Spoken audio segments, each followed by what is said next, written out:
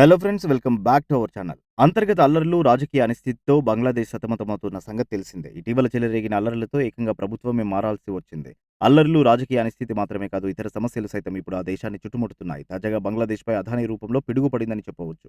విద్యుత్ సంక్షోభం నానాటికి తీవ్రమవుతున్న తరుణంలో అదానీ గ్రూప్ ఆ దేశానికి హెచ్చరికలు పంపించడం గమనార్హం. పూర్తి సమాచారం తెలుసుకునేందుకు వీడియోను స్కిప్ చేయకుండా ఎండ్ వరకు చూడండి. ఇంధన కొరతను తీర్చుకునేందుకు చేస్తున్న అప్పులు తాత్కాలిక ప్రభుత్వానికి మోయలేని భారంగా మారాయి. భారత్‌కు చెందిన దిగ్గజ పారిశ్రామికవేత్త గౌతమ్ అదానీ నేతృత్వంలోని అదానీ గ్రూప్‌కు బంగ్లాదేశ్ ఏకంగా $500 మిలియన్ అంటే భారత కరెన్సీలో 4,000 కోట్లకు పైగా బకాయిలు చెల్లించాల్సి ఉంది. ఈ అంశంపై తాజాగా ఆ దేశాన్ని అదానీ గ్రూప్ హెచ్చరించింది. వెంటనే చెల్లించాలని స్పష్టం చేసింది. జార్ఖండ్‌లోని అదానీ పవర్‌కు చెందిన గోడ్డా ప్లాంట్ నుంచి విద్యుత్తును బంగ్లాదేశ్‌కు సరఫరా చేస్తున్నారు.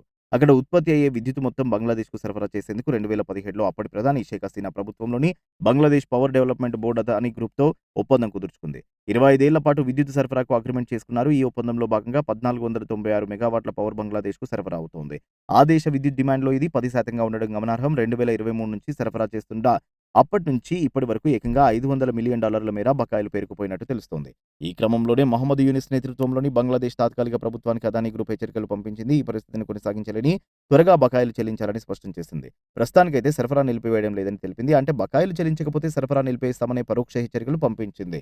ఒకవేళ విద్యుత్ సరఫరా ఆగిపోతే ఆ దేశంలోని చాలా ప్రాంతాల్లో కారు చీకట్లు కమ్ముకున్నాయి. 10% డిమాండ్ తీరుస్తున్న నేపథ్యంలో ఎంతో కీలకంగా చెప్పవచ్చు. మరోవైపు భారతదేశంతో తమ దేశం సత్సంబంధాలను కోరుకుంటుందని బంగ్లాదేశ్ తాత్కాలిక ప్రభుత్వ ప్రధాన సలహాదారు మహమ్మద్ యూనస్ అన్నారు. ఇటీవల ఉద్యమంలో పాల్గొన్న విద్యార్థులు, ఇతర వర్గాలతో యూనస్ సమావేశమయ్యారు. ఈ ఇష్యూపై అడిగిన ప్రశ్నకు ఆయన సహాయకుడు మహఫూజుల్ ఆలం రియాక్ట్ అవుతూ, మేం భారత్‌తో మంచి సంబంధాలు కొనసాగించాలని భావిస్తున్నాం. ఇవి ఖచ్చితంగా పారదర్శకంగా ఉండాల్సిన అవసరం ఉందని మహమ్మద్ యూనస్ చెప్పారని అతడు వెల్లడించారు. పొరుగు దేశాలతో సంబంధాల విషయంలో బంగ్లాదేశ్ పరస్పర గౌరవం ఇస్తుందన్నారు. సౌత్ ఏషియన్ అసోసియేషన్ రీజనల్ కోఆపరేషన్‌ను పునరుద్ధరించాలని యూనస్ కోరినట్టు మహఫూజుల్ ఆలం చెప్పారు.